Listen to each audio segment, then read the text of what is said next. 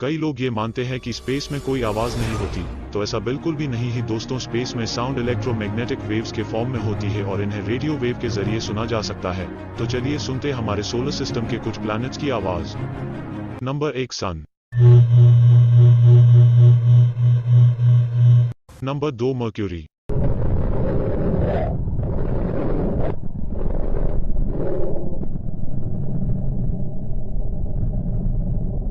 Number 3 Venus.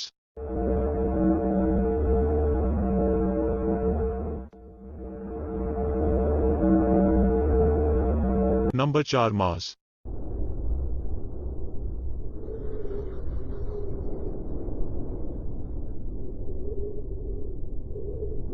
Number 5 earth.